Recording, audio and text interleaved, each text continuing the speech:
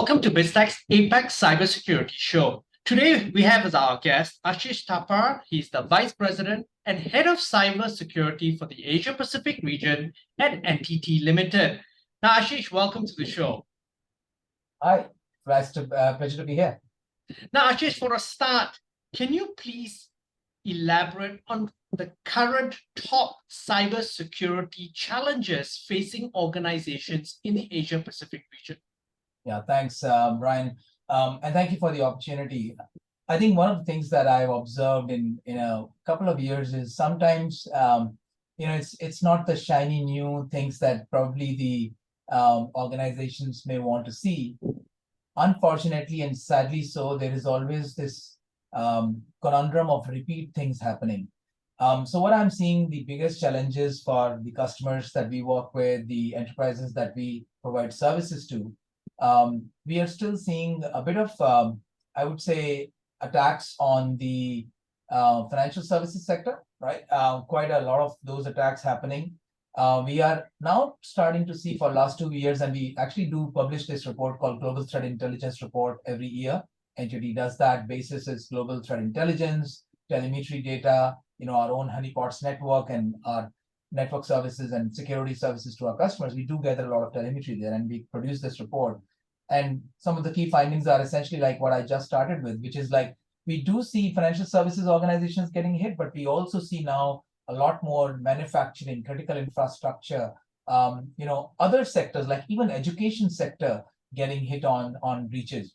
The other two findings I would call out, there are quite a number of findings, but maybe two more I'll call out. One is that we are continuing to see the intensity of the social engineering attacks creating a bit of havoc.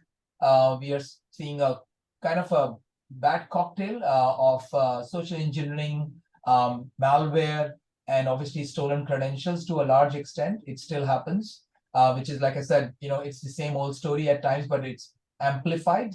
And last but not the least, we are seeing a lot of ransomware as a service emerging big time, right? So we are seeing not just typical nation state actors, we are seeing cybercrime syndicates. We are seeing a bit of a franchisee model, if you will, emerging in the industry, which is not so good. And I think we do see sometimes customers actually paying the ransomware or ransom amount, which is kind of feeding the monster. So these are typically some of the key challenges that we see in the IT space. In the OT space, there is a completely different ballgame. I think that sector itself is just so big in terms of, and also a bit laid back in terms of their preparedness and maturity. So I think we can talk about that later as well. Okay, I want to drill down on ransomware as a service then. That's something that's quite frightening to listen that's actually proliferating. Tell us about that and why is that proliferating at the rate that it is? So Brian, what is happening is, right, if you really see there is a lot of countries, there are a lot of countries that are heavily sanctioned in today's space. There are also a lot of groups that actually have, for a choice of a better word, have probably kind of gotten out of their typical day-to-day jobs and gotten a bit greedy and towards a little bit of criminal side of things.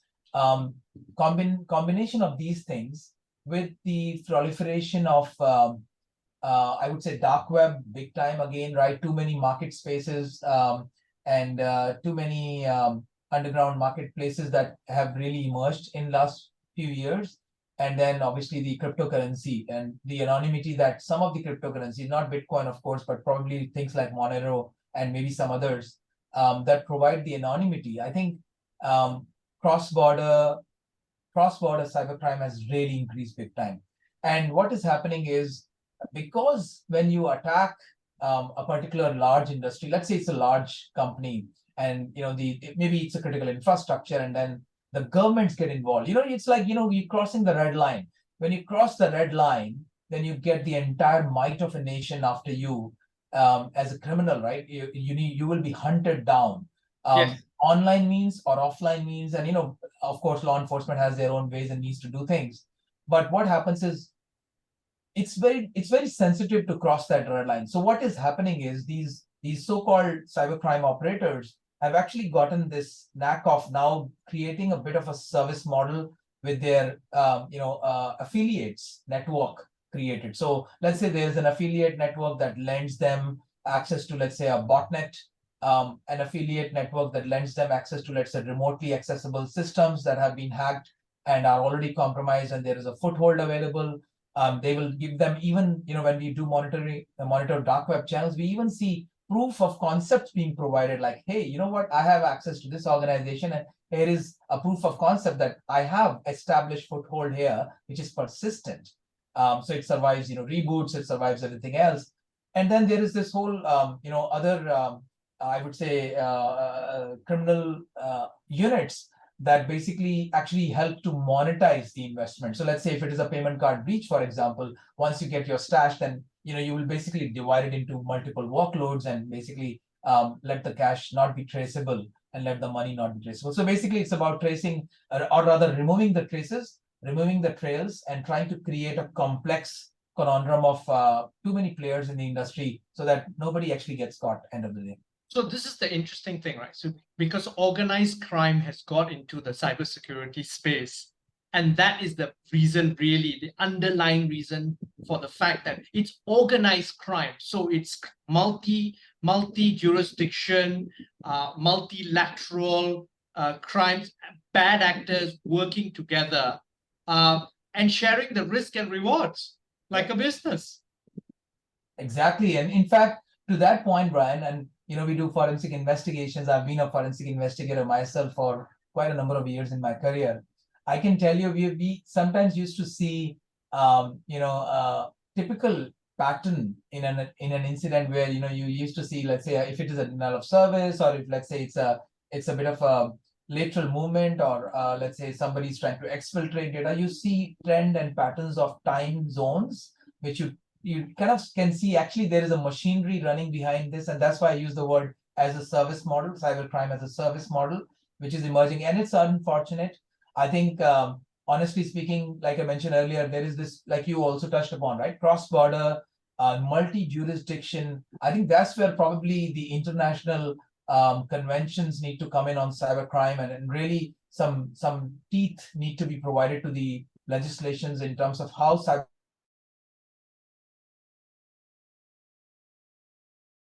border, and actually, honestly speaking, there is no border and perimeter left in cybersecurity now. Okay, as an organization, then I'm a CXO. How do we better prepare for these specific threats? What are some of the proactive steps that we can take to mitigate these risks?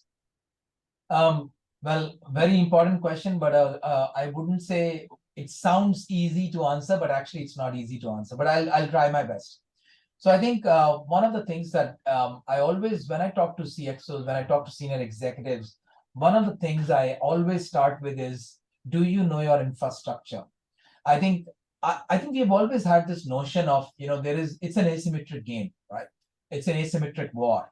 You have an adversary who is far more determined, far more motivated. You have probably sometimes nation state or cybercrime syndicates who are far more resourced as well as compared to, let's say, a small to medium enterprise. But I can tell you that I personally don't really believe in it in a complete manner. I think if you know your infrastructure well, you actually operate the grounds on which the cyber criminal have to come and operate and unleash their weapons.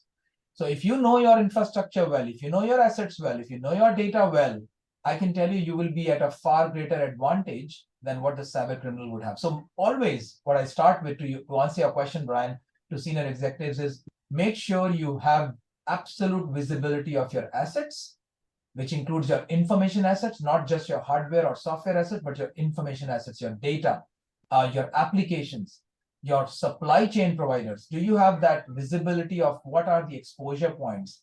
I think that's the starting point. So first, understand where you have your estate, what are the assets you have, what is it that you are trying to protect, and very, very importantly, must conduct threat modeling. You must conduct threat modeling to really understand what are the threats that will, because no organization is same, right?